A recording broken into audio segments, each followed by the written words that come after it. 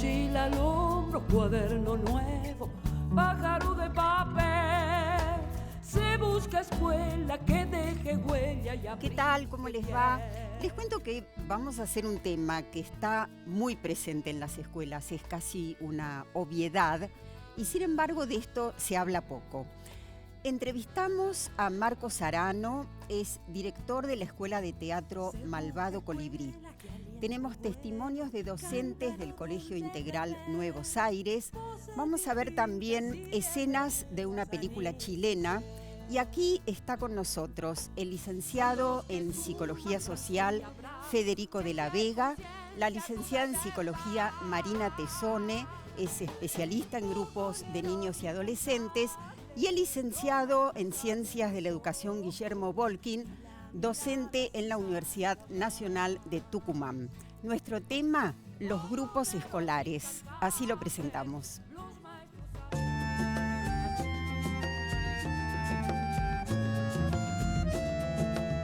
¿Qué características específicas tienen los grupos de aprendizaje?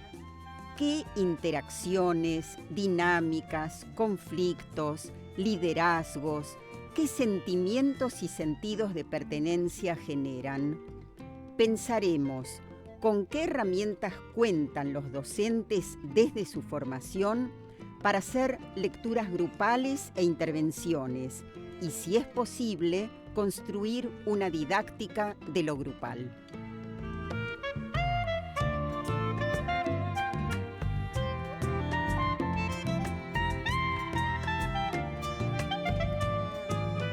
Bueno, aquí estamos, hablaremos de todas esas preguntas que hicimos en la introducción y seguramente muchas más.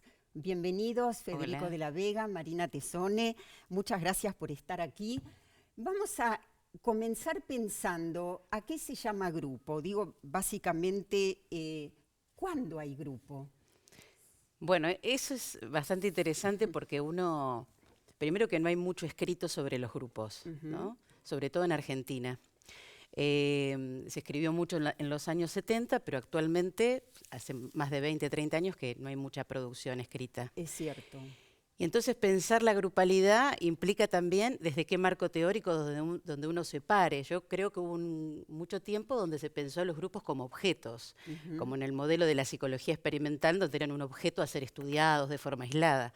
Pero hoy, gracias a muchas teorizaciones filosóficas con grandes autores y grandes grupalistas que también tenemos en Argentina, la verdad es que hoy ya no pensamos más en la idea de objeto, o por lo menos los grupalistas empezamos a pensar más en la idea de campo, de trama, ¿no? De esa idea más rizomática, de esa posibilidad donde no tiene una forma definida, donde no hay una adentro y una afuera, Claro. sino que hay entrecruzamientos. Y movimientos, Movimientos seguramente. múltiples. Ahora, Federico, ¿cómo se hace para que, por ejemplo, para que Quinto B no sea una suma de alumnos, sino un grupo? Bueno, en realidad el primer tema o lo primero que aparecería es qué pasa con la tarea no común, sino en común, lo cual es un trabajo bastante complejo, ¿no? Es decir, por lo menos desde la psicología social, uno de los organizadores de un grupo es la tarea, que entre paréntesis, claro, que es un grupo es una gran pregunta, porque todos decimos grupo, y cuando estamos pensando en grupo no estamos pensando en lo mismo. Y según lo que entendamos que es un grupo, también va a tener que ver con la operatoria. La primera cuestión, por lo menos desde la psicología social, es que uno de los organizadores del grupo es la tarea. ¿Tarea sería lo mismo que objetivo en este caso o no? Bueno, digamos, la tarea en común va a tener que ver con un objetivo, con un proyecto, con tareas que vamos a realizar en el camino, pero es con un para qué se constituye ese grupo. Exactamente, en realidad si se comparte un tiempo y un espacio siempre hay un para qué.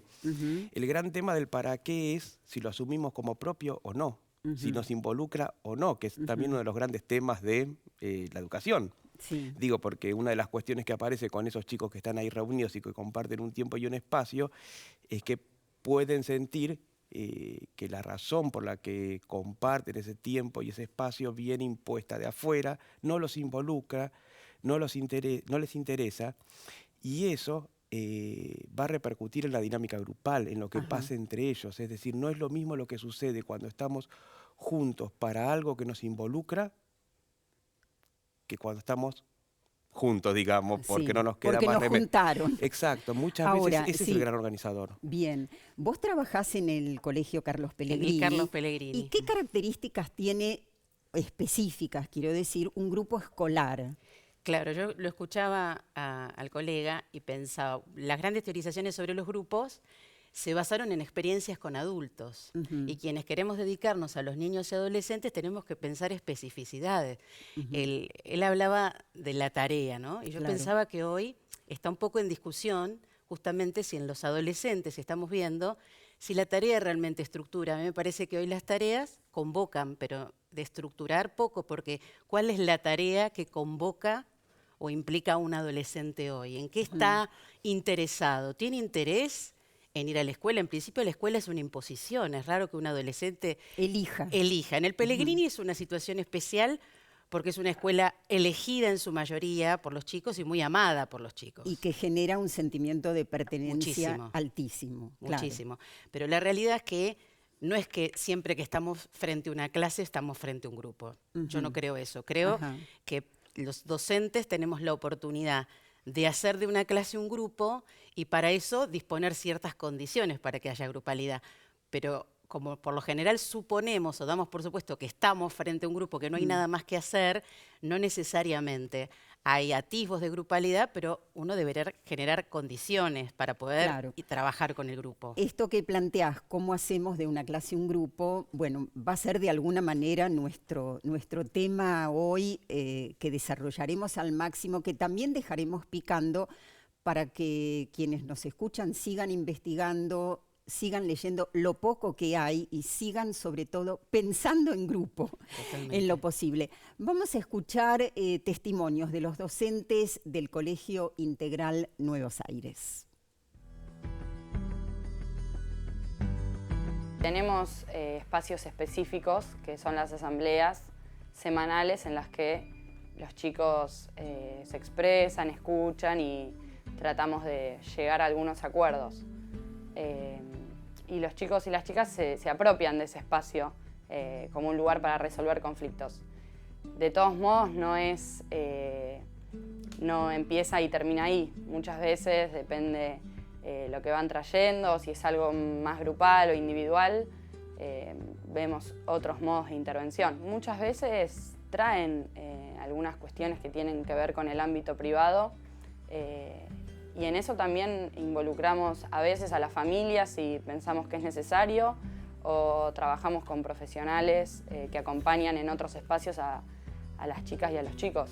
Y aparecen otro tipo de conflictos de las redes sociales, de nuevos modos de relacionarse entre ellos que, bueno, vamos tomando y sí son nuevos. Creo que tuve una buena formación docente, nunca me quejé, pero en relación a los conflictos grupales o a cuestiones más cotidianas que supone la escuela, no se trabaja, o sea, esas cosas no se trabajan mucho. En un momento, un juego, bueno, que ellos decían que era un juego de que o los varones le querían dar beso a las nenas o al revés. Entonces estuvimos trabajando desde el consentimiento, ¿no? También retomando, ¿no? los lineamientos de la ESI, digamos, en relación al cuerpo de uno, el respeto por el cuerpo del otro, de las decisiones que cada uno toma y que tienen que ser respetadas por las otras personas. Entonces, digamos, abordamos eso, ¿no? Bueno, a ver, ¿se puede darle un beso a alguien si esa persona no quiere? Y todo eso fue una discusión. Y bueno, arribamos en ese momento a la conclusión de que, bueno, si alguien no quiere, no, que hay que preguntar. Y bueno, tiene que haber consentimiento, ¿no? Para poder acercarse al otro, que no es de cualquier manera. No es de cualquier manera, es siempre a través de la palabra y del respeto.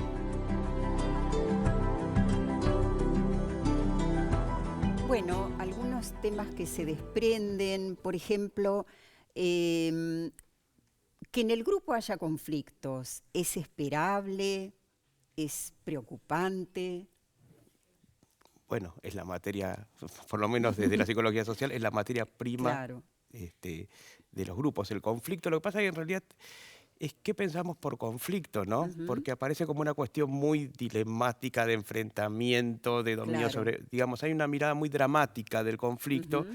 que hace que podamos vivenciar el conflicto como una cuestión negativa. El conflicto simplemente implica las diferencias, las Claro. diferentes perspectivas, las Ujú. diferentes miradas, las distintas posiciones frente a una situación. Y en tanto puedan ser dialogadas, pueda haber un intercambio, puedan ser problematizadas, es una posibilidad también de salir desde de la perspectiva de uno e incorporar o enriquecerse con la del otro.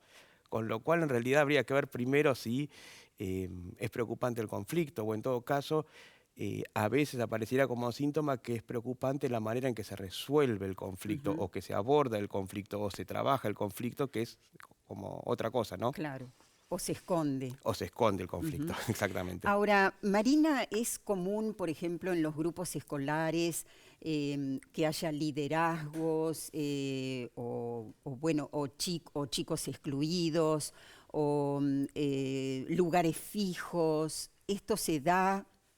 Bueno, en principio la escuela sigue funcionando como una institución de la modernidad temprana. Ujú. Entonces, la estructura, desde lo edilicio, la estructura en la relación con el docente, por más que hay cuestiones que han mejorado, se han modernizado, posmodernizado un poco, sigue no pudiendo abarcar todas estas variables que sí se dan en los grupos y que tiene que ver con esa movilidad, que tiene que ver con cómo tramita hoy la violencia, por ejemplo, en un grupo de niños y adolescentes en la escuela, qué espacio hay, ¿no? Donde todavía hay escuelas con puertas con vidrios, con situaciones de peligro, digamos, todavía no hay una preparación. El modo en que en la mayoría de las escuelas los chicos se sientan físicamente, la cuestión espacial, no hay espacio para que el cuerpo se despliegue en el aula. La idea todavía se mantiene en la cuestión moderna. Entonces, por supuesto que sí, que hay liderazgos, que hay alianzas, que ha crecido muchísimo la situación de bullying entre los compañeros, los subgrupos, la situación de las rivalidades y las competencias.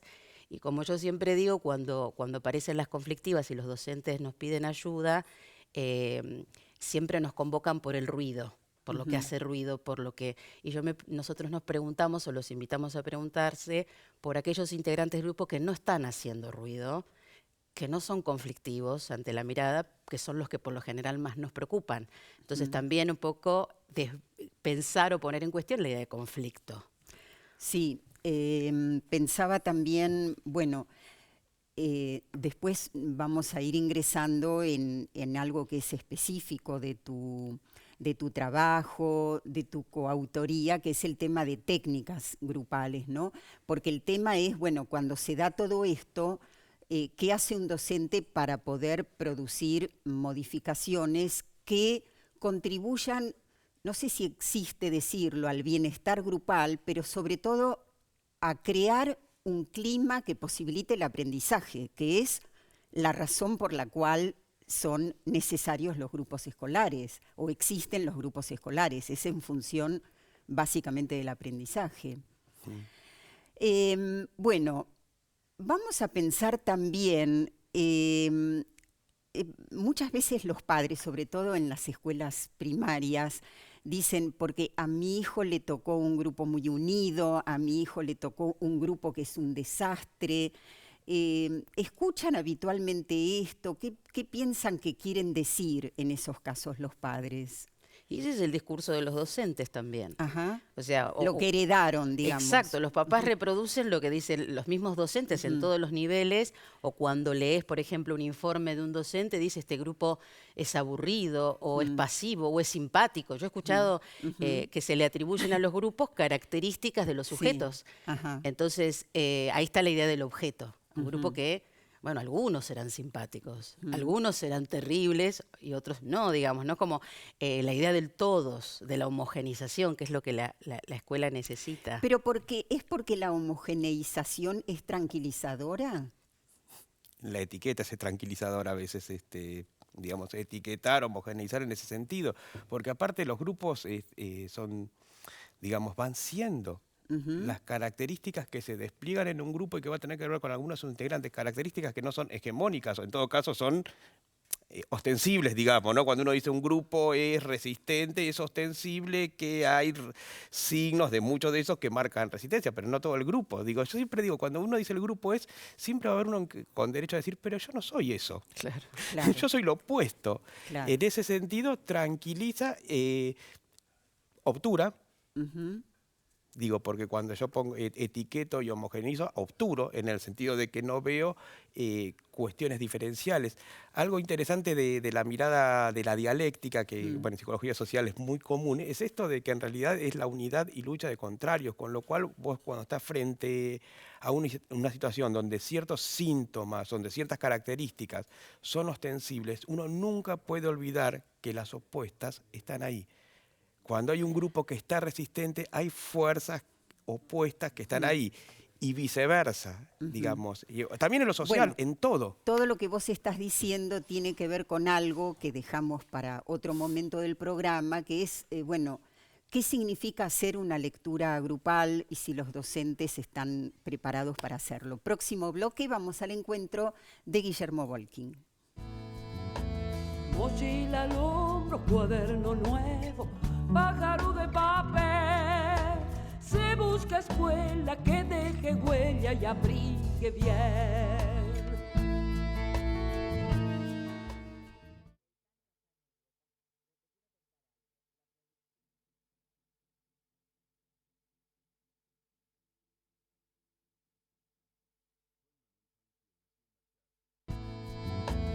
Mochila al hombro, cuaderno nuevo, pájaro de papel.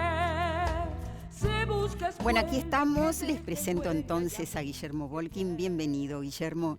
Estuviste hace muchísimos años cuando Caminos de Tiza tenía el formato radial. Exacto. Y hablamos de estos temas porque sin duda te especializás bastante en esto.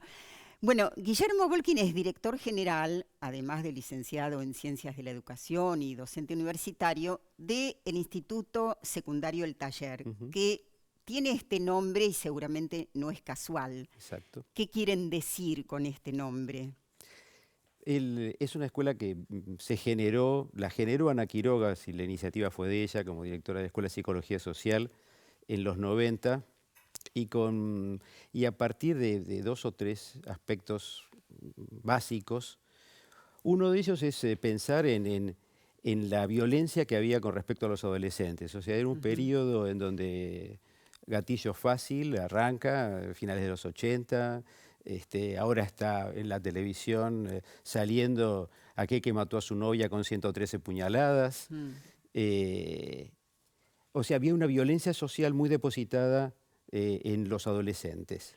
Y hablar de taller posibilitaba, entre otras cosas, darles la palabra, un lugar más participativo. Yo diría, taller, grupo, equipo, son todas palabras que se han ido cargando de significado, cada uno le fue adjudicando aparte algunos, y taller quedaba muy vinculado a aspectos manuales, y desde mi punto de vista es una concepción de trabajo. Y es una concepción de trabajo que va más allá de lo manual, pero lo incluye, porque lo que incluye fundamentalmente es la posibilidad de trabajar con las ideas y reformular aquello que está planteado.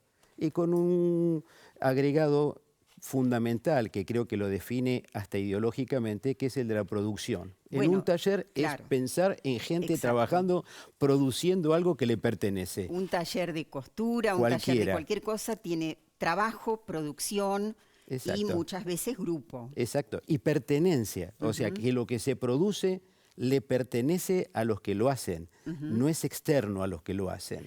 Bueno, mucho de lo que estás contando y de lo que vas a seguir contando se ve en estas imágenes del Instituto Secundario El Taller.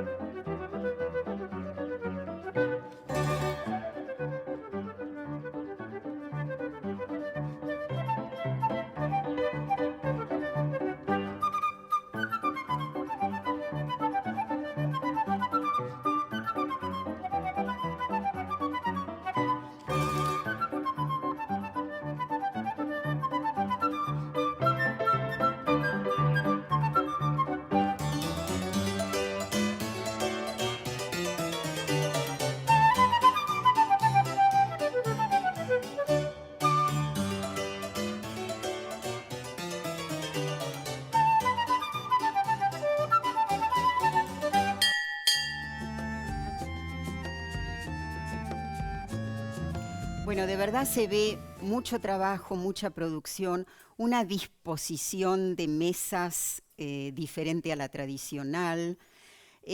Vos mencionabas hace un momento que tenés una concepción grupal del aprendizaje. Explícanos qué quiere decir.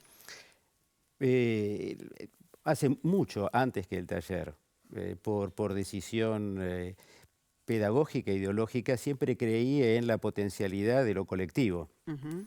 Y con el tiempo y con la formación y con la experiencia se fue como asimilando, la fui asimilando e integrando bases teóricas en donde la psicología social es un elemento fundamental, conceptualmente hablando, para esta concepción. Y es una concepción porque excede el formato de lo grupal, es decir, tiene que ver con una didáctica, tiene que ver con una concepción de alumno, con una concepción de docente, y fundamentalmente tiene que ver con una concepción de cómo se produce ese aprendizaje. Y esto no se limita a grupo no grupo, al revés, esto amplía completamente y se transforma en un planteo didáctico, es decir, para poder llevar adelante esto es necesario tener muchos elementos. Y esos elementos hacen a esta concepción. Digamos que, como dice María Moliner, es tener ideas, tener un plan, tener un proyecto. Bueno, a lo largo de tantos años creo que he llegado a tener un plan, un proyecto, ideas más o menos acomodadas. Bueno, me imagino que entonces también hacen un trabajo sistemático con los docentes. Absolutamente, absolutamente. Es muy difícil trabajar con una concepción grupal si el docente no vive en sí misma una situación de aprendizaje grupal, porque ha sido... Con los propios colegas. Con los colegas, porque ha sido formado para un sistema que lo grupal lo deja, no solo lo deja de lado, lo desconoce. O mejor dicho, al revés, es un sistema en donde va descalificando lo grupal a medida que vas avanzando en el sistema educativo. Claro. Mientras que en el nivel inicial sería impensable no pensar en lo grupal, en el nivel universitario... Va desapareciendo. En el nivel universitario es totalmente denostado porque eso es igual a vagancia, o sea, grupo es igual a vago. Por lo tanto, el aprendizaje individual está sobreestimado. Claro. ¿Cuál fue la influencia que tuvo en tu vida y esencialmente en tu trabajo profesional Pichon Rivière y Ana Quiroga? Hemos hablado ya desde el primer bloque de la psicología social. ¿Cómo influyó en tu trabajo? Es muy sencillo. En el año 82, en relación a la Guerra de Malvinas, la Escuela de Psicología Social tuvo una actividad, es decir, una actitud muy comprometida con alumnos, con docentes en las escuelas. Una de esas actividades se hicieron en el Sarmiento, escuela que dirigí primaria durante muchos años. A partir de eso, le propuse a Ana Quiroga hacer una jornada exclusivamente para docentes y ahí nos conocimos en el trabajo, digamos, y empezamos a ver las grandes coincidencias sin haber estudiado yo psicología social. Y coincidencias que tenían que ver con aspectos teóricos que yo llevaba adelante en la propuesta pedagógica en el Sarmiento. Más intuitivamente. Y mucho más intuitivamente. También, diría, había caído en mis manos muy prematuramente el manual de dinámica de grupos de Jack Gibbs, que era como... Claro. Esto es hablar de algo muy pasado, pero que me había impactado. Y ellos, de alguna manera, rompen con el psicoanálisis ortodoxo. Sí, sí. Ellos y le dan un lugar muy importante a... digamos, como que el individuo se constituye con los otros, por los otros. Seguro. Antes de romper con la asociación psicoanalítica, ya Pichon tenía desarrollado toda su teoría y basado centralmente en su experiencia como psiquiatra del hospicio. O sea, él las mayores elaboraciones las hace ahí. Y luego se separa de la APA porque profundiza esta idea de la constitución del sujeto en interacción con otros. Claro. ¿Y qué significa, lo dejamos picando antes, poder hacer una lectura grupal? que un docente pueda hacer una lectura del grupo con el que está trabajando? Primero hay que decir que tiene que estar preparado para eso. O sea que no es espontáneo. Claro. No. Sin embargo, hay muchos docentes que tienen una buena intuición y se dan cuenta que algo de lo que está sucediendo en el grupo no tiene que ver estrictamente con la clase en sí o la temática, sino que están poniendo de manifiesto situaciones que preceden o que existen previamente a su ingreso al aula y que se expresan de manera muy diversa, de repente en una respuesta, de repente en la insistencia en el tratamiento de una temática, de repente en el conflicto entre 2 o 3 o más. Donde los otros toman partido. Absolutamente, o se quedan callados también. También. En donde predomina la palabra de unos y el silencio de la mayoría. Entonces alguien con cierto grado de intuición podría darse cuenta de que eso está significando algo. Operar sobre eso necesita la lectura. Es decir, que yo creo que hay un primer momento, un primer plano, donde una persona comprometida con lo que está haciendo puede determinar, puede casi diría yo, descubrir algo que está sucediendo aunque no le pueda poner nombre.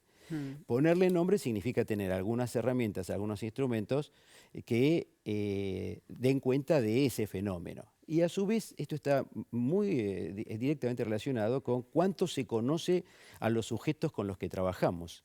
Y en esta concepción, tener en cuenta al otro, o sea, reconocer al otro es fundamental porque el ABC del aprendizaje es que el otro se sienta reconocido. Ese es un problema de identidad centralmente. Sí. Retomando lo que hablábamos en el primer bloque, muchas veces, de verdad, los docentes heredan un grupo donde muchos de los alumnos están ya etiquetados, y qué importante que es que se anime a hacer una nueva lectura. Seguro, pero eso sucede porque los grupos, ¿qué son? Son conjuntos de personas que debieran responder de una manera relativamente similar a lo largo de una cantidad de tiempo. Cuando eso no sucede, ambos se sienten defraudados, tanto los docentes como los alumnos. Cuando eso sucede, se sienten gratificados, tanto unos como otros. Eso es totalmente fantasioso, es decir, pensar que un docente es un director de orquesta que cuando levanta las manos y dirige la batuta, todos los instrumentos van a sonar afinadamente. A veces se disimula y por eso, o sea, a veces se disimula en el sentido de, a veces hay respuestas de algunos que se toman como totales. Es decir, que esos parciales son representativos de... Si vos tenés un grupo parcial que parecería representar a la totalidad, hay una expectativa de buen grupo. Pero eso tiene que ver exclusivamente con respuestas homogéneas y fundamentalmente con lo dinámico. Claro, y pensemos después, porque te quedás, ¿no es cierto? Sí, por supuesto. Bueno, ¿qué sería un buen grupo? ¿Es un grupo productivo? ¿Hay grupos que no lo son? ¿Y por qué? Nos vamos entonces al próximo bloque y nos reencontramos ahí con Marina Tesone y Federico de la Vega. Mochila al hombro, cuaderno nuevo, pájaro de papel. Se busca escuela que deje huella y abrigue bien.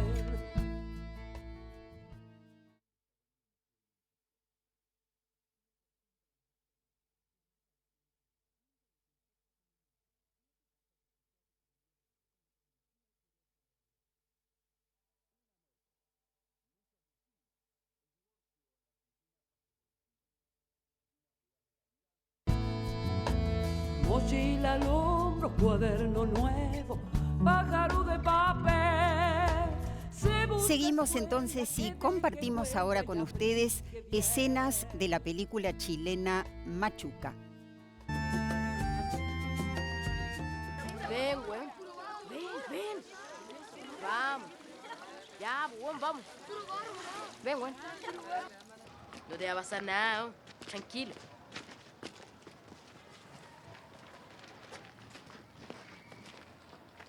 ¿Qué tal? ¿Por qué tan serio? Tranquilo, weón.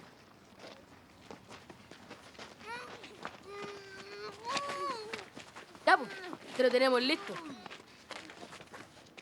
Oye, weón, pégale. Este weón nos tiró los terrones, no seas cobarde, weón, pégale. Mira, no sé cómo lo hacen los chiqueros donde vives, pero te voy a mostrar cómo lo hacemos en Vitacura. ¿Qué te pasa, weón? Ya, pues, weón. Pégale tú ahora.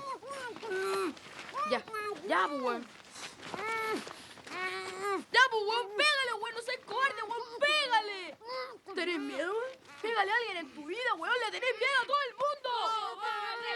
¡Cobarde! Pégale, weón, por la chucha, pégale, weón. ¡Suéltame, mierda! ¡Sacar la chucha, maricón! ¡Ven ahora, hueón de mierda! ¿Qué, roto culiao? ¡Peleento! ¡Arráncate, maricón! ¡Aprende a pelear, negro culiao! ¡Váyanse de aquí! ¡Miren, vamos a la rica!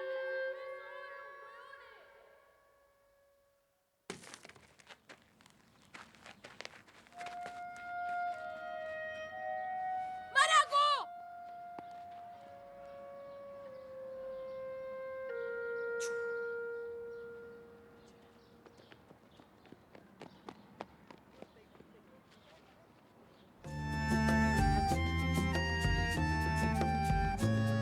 Bueno, es una película, se puede dar en cualquier escuela o no en todas las escuelas.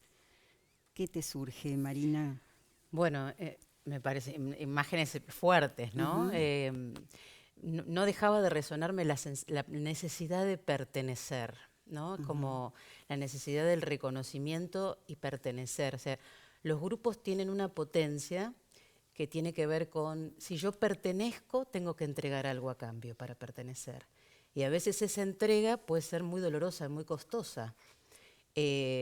Por ejemplo, ¿por qué son efectivos los grupos terapéuticos? Ya saliendo de la escuela, los grupos terapéuticos entre niños funcionan porque en pos de pertenecer a ese grupo, el chico deja de hacer síntomas. Bueno, en la escuela debería pasar lo mismo. Ahora, cuando para pertenecer tengo que transformarme en aquello que el grupo espera de mí, el costo es altísimo. Ya no es sanador, sino que enferma, claro, ¿no? Transformarme en aquello que no soy ni quiero. Federico. Y sí, es un poco uno de los fantasmas que pesan sobre las grupalidades, esto de que nos dominen, nos obliguen a hacer lo que no queremos. Igual es relativo, pero sí, acá aparece eso, ¿no? Sí. El precio de pertenecer. Igual socialmente pagamos tantos precios para pertenecer y es algo que trasciende al grupo. Pertenecer tiene sus riesgos, Guillermo. Y sus precios. A mí me gusta hablar de los grupos situados y los grupos en educación tienen muchas particularidades. La escuela es el escenario de lo social. Si hay, y más hoy, o sea, hoy la escuela es una institución, probablemente la única, en donde pueda mostrar descarnadamente lo que pasa socialmente. Descarnadamente digo porque otros podrán filtrarlo, en la escuela no, se ponen de manifiesto conflictos que en otros lugares no se ven, justamente porque sigue siendo una institución sostenedora, es decir, uno la encuentra a la institución escuela. Y los alumnos, los estudiantes saben que ese es un lugar de visibilización. Y se ponen de manifiesto, casi diría yo, de una manera bastante, digamos, similar adentro de la escuela a los conflictos que hay afuera. Y los padres contribuyen. Los padres son parte de esos conflictos, porque también uno nota claramente cuando son sostenedores de ciertos principios que son también sostenidos por los hijos, y aquellas familias que son mucho más ubicadas y más contenedoras, entendiendo lo que está sucediendo. Defendete por vos mismo. Hoy, por ejemplo, los temas de género son quizás los que atraviesan todos los conflictos grupales. Y en esos temas de género se pone de manifiesto lo que piensa la sociedad sobre los problemas de género. Y hoy muchas veces esta escena nos interpela más por lo descarnado. O lo que piensa la sociedad también sobre los inmigrantes. Absolutamente. Es decir, son textos que están presentes cotidianamente. Se dicen de otro modo, pero el texto es el mismo. Bien, y cuando el docente puede hacer una lectura grupal, ¿esto contribuye a prevenir situaciones muy conflictivas?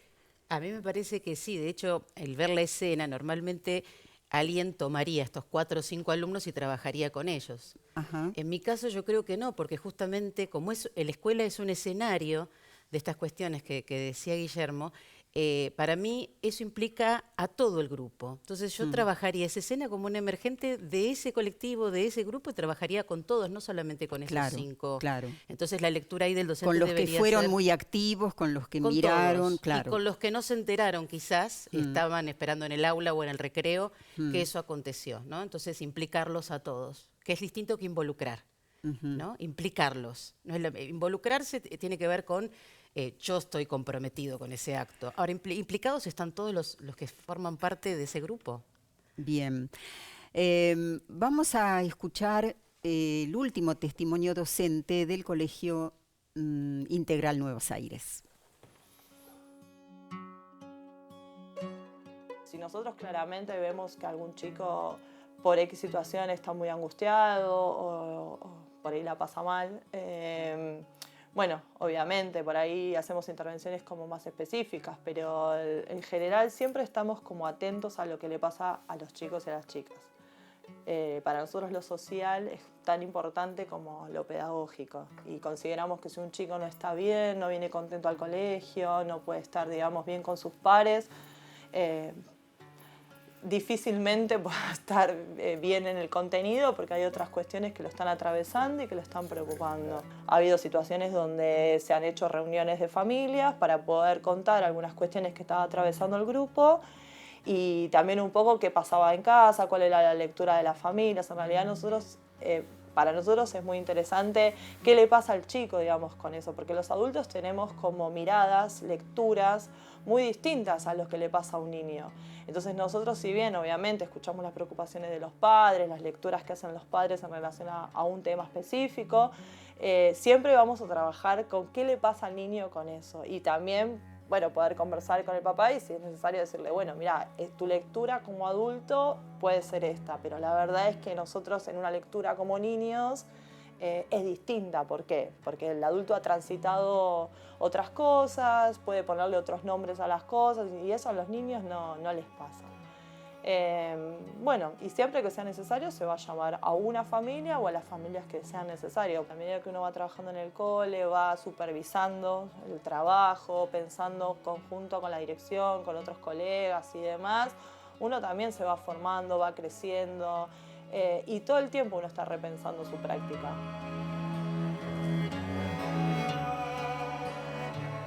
Importante pensar que no solo hay que mirar cuánto se sacó un hijo en una prueba de cualquier disciplina, sino también cómo está en el grupo, ¿no?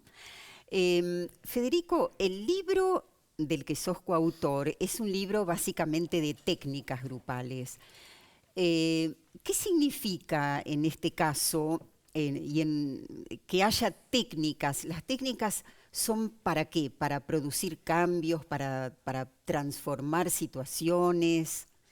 Bueno, las técnicas en realidad son medios, son herramientas, son posibilitantes que podrán ayudar, podrán ser eficaces, podrán producir efectos, también de acuerdo a desde qué lugar se los propone, con qué intencionalidad y qué se hace con lo que pasó.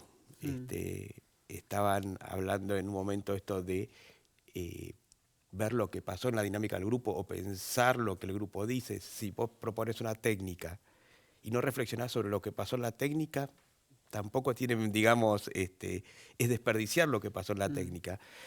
Sí creo, o creemos con Aldana, lo que lo escribimos y no somos los únicos, obvio, que hay algo en la propuesta de las técnicas dinamizadoras grupales que es muy potente en tanto es una propuesta para hacer y hacer con otros. Estas dos condiciones son muy fuertes y un poco lo que tiene que ver con esto del taller. Quienes producen a partir de este dispositivo, de esta técnica, de esta propuesta, son los dueños de la producción, son quienes están produciendo y son totalmente dueños de esta producción. También hay un costado lúdico, un costado creativo que se juegan en las técnicas, algunas más, otras menos, depende de cuál sea la idea. que convocan fuerzas muy potentes, pero es como todo, es un medio, es una herramienta, es un posibilitante, pero solo contextuado desde un deseo, desde una intencionalidad, desde un trabajo, desde también un pensar lo que pasa ahí. Bueno, nos vamos al último bloque, vamos a ver si qué potencia, qué fuerza tiene el proyecto pedagógico de una escuela, la propuesta, y en cuánto incide en que en los grupos haya vínculos de más respeto, de más solidarios y todo esto. Nos vamos entonces enseguida al próximo bloque. Mochila al hombro, cuaderno nuevo, pájaro de papel. Se busca escuela que deje huella y abrigue bien.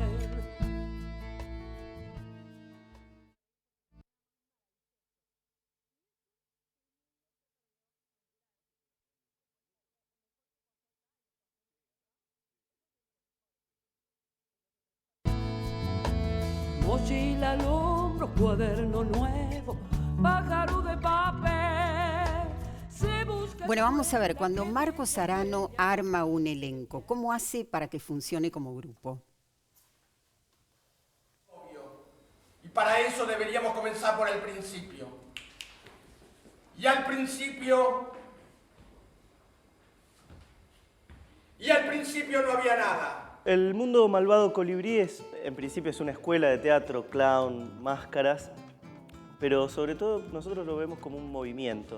Cuando largamos con este proyecto con Lala Busoviciana, mi compañera, nos planteamos, bueno, además de formar a actores y entrenar en teatro, armar un movimiento de artistas que se comprometan un poco con la realidad, que estén desde un lugar no solemne, tratando de aportar algo a su comunidad. Lo que pasa acá es que circula un montón de gente que viene a hacer teatro, pero al mismo tiempo que de alguna manera milita sus ideas, por ejemplo, no sé, en las obras sobre los derechos de la mujer, sobre la historia de la Argentina, sobre todo. Las relaciones en grupos enormes son difíciles a veces y otras veces son maravillosas. Justamente hay algo que tienen para mí nuestras obras, es que esa cantidad de gente también derrama una energía con el público que es maravillosa.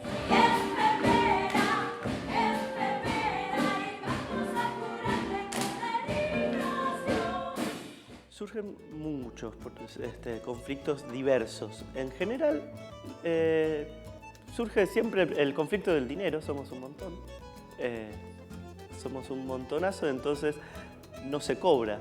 Hacemos teatro independiente o se cobra muy poco, quiero decir. Y luego aparecen, obviamente, al haber un montón de gente, las llegadas tarde, las ausencias, de repente, en 30 personas, uno que falta te puede llegar a detener un ensayo.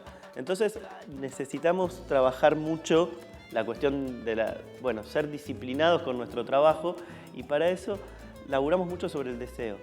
Existen siempre egos. Existen malestares, muchas veces hasta de malestares que detonan por pequeñeces.